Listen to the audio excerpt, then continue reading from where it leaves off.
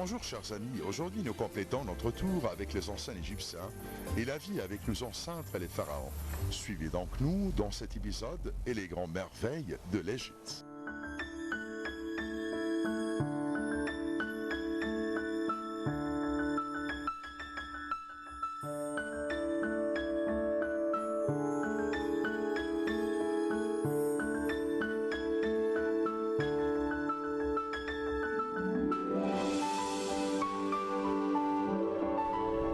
Il y a une représentation d'un dernier dieu, c'est le dieu Bès, le dieu des toilettes, le dieu de l'accouchement.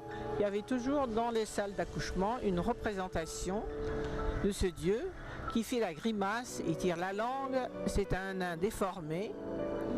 Et alors pour faire rire la femme qui accouche, et on considérait cela un accouchement sans douleur.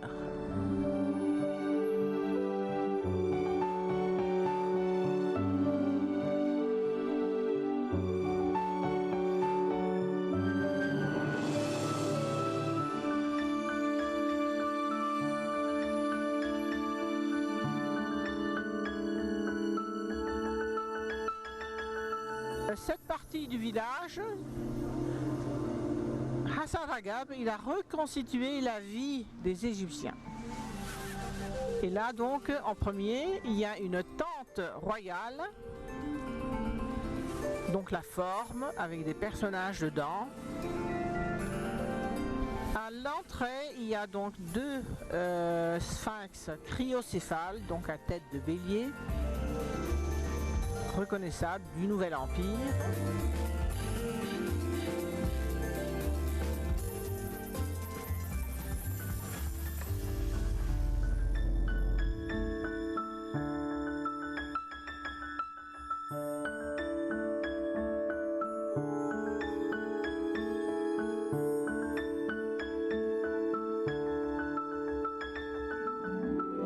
Nous voyons ici en premier lieu une reconstitution de la vie des Égyptiens. Et là donc avec la forme de la tente d'autrefois, c'est une tente royale. Il y a un roi qui joue avec sa femme au jeu, bien comme nous appelons le sénet. Le sénet, c'est un compromis entre un jeu d'échecs et un jeu de dames. C'est donc triangulaire avec des carrés et des pions de deux formes différentes.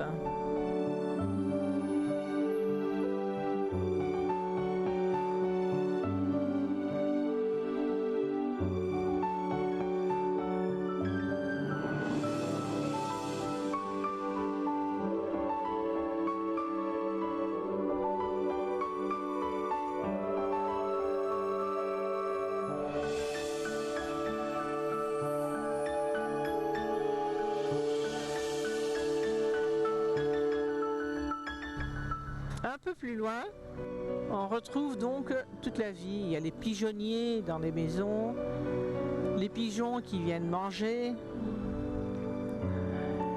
la larrère égyptienne avec les deux taureaux qui tirent pour sillonner la terre. La roue que nous voyons là-bas, c'est la roue d'une sakié. Et la forme des maisons. Là, regardons donc la tenue de la femme, une bergère avec un troupeau de moutons. Plus loin, contre les maisons qui ont la forme égyptienne avec des toits, des semi-coupoles, il y a une forme de roue dentelée. C'est donc la sakié égyptienne. Elle se mettait donc au niveau d'un puits, horizontalement, tiré par un animal en forme circulaire, et ça fait monter du puits donc l'eau pour irriguer, l'eau qu'on versait dans un canal pour l'employer dans les terrains, pour l'utiliser pour boire. La sakié, on peut l'appeler aussi la noria.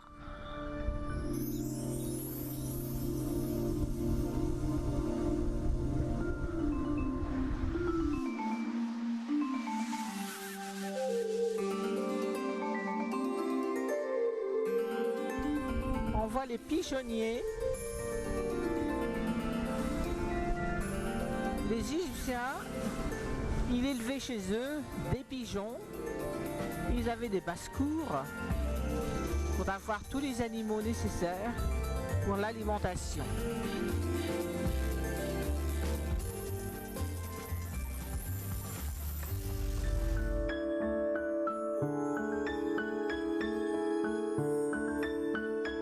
Donc les Égyptiens, ils avaient deux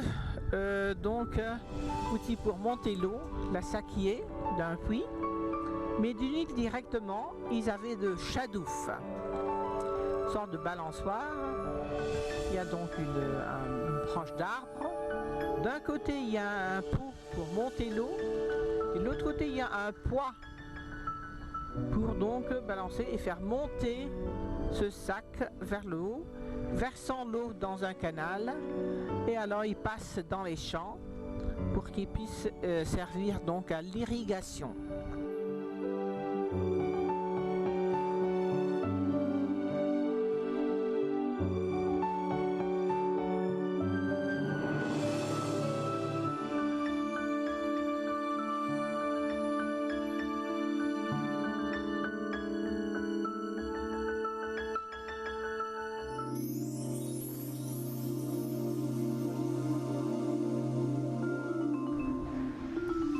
Là, la paysanne donc fait tourner donc un animal.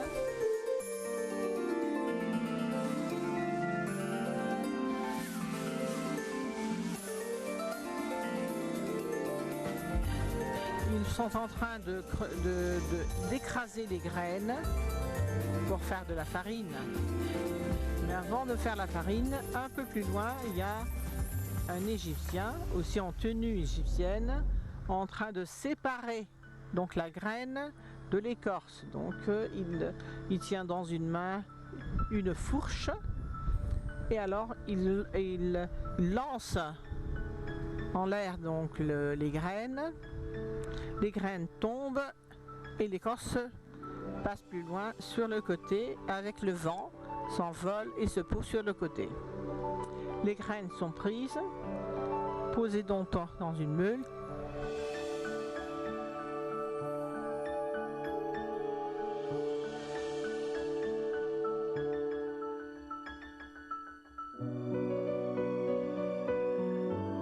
Alors il y a les silos, on prend les grains pour les emmagasiner dans les silos, on monte et on pose par le trou les graines. Et quand on veut retirer les graines, il y a une porte par le bas pour retirer les graines. Mais là, c'est pour l'emmagasiner.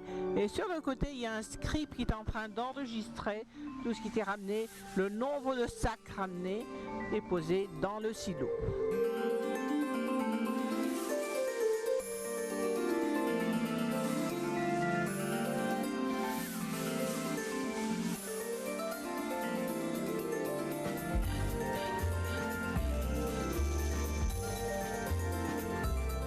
C'est l'ancienne façon de conserver le miel dans des ruches anciennes. Vous voyez donc la forme de ces ruches à l'égyptienne. Et derrière, vous avez donc un Égyptien en tenue.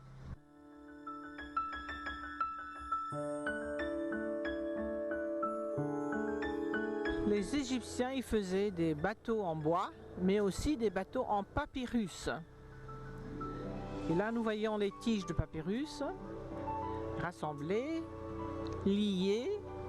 Et alors, ces papyrus, donc ces bateaux en papyrus, faisaient des longs voyages aussi.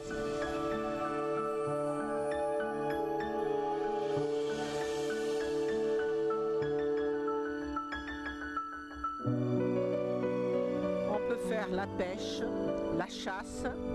Ça se voit aussi d'après les scènes. D'après les scènes sur les murs des tombeaux, dans le tombeau des nobles Ména, le noble Narth, donc du Nouvel Empire, on voit qu'ils font la chasse et la pêche sur des bateaux en papyrus.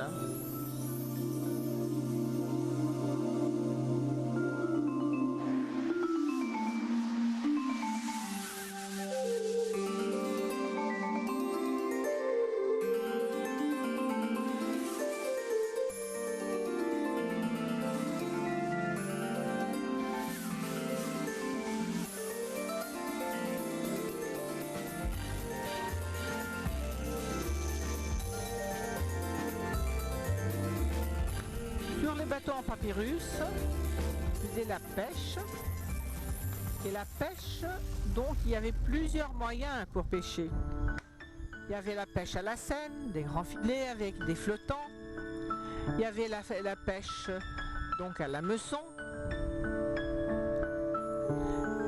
Et donc il y avait deux bateaux entre lesquels ils tiraient un filet, un grand filet. Mais pour pousser les poissons de tomber dans le filet, on doit taper l'eau avec un bâton.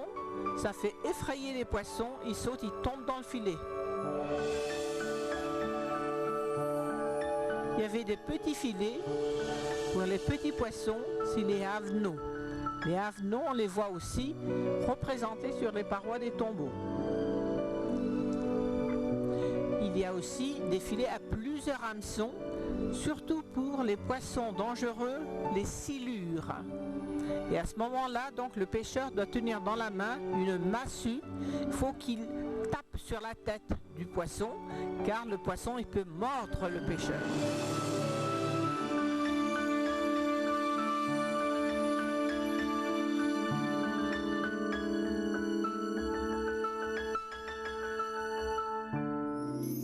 La fabrication des briques.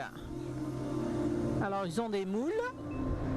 Et il remplit les moules par la boue, donc c'est le limon mélangé avec de la paille.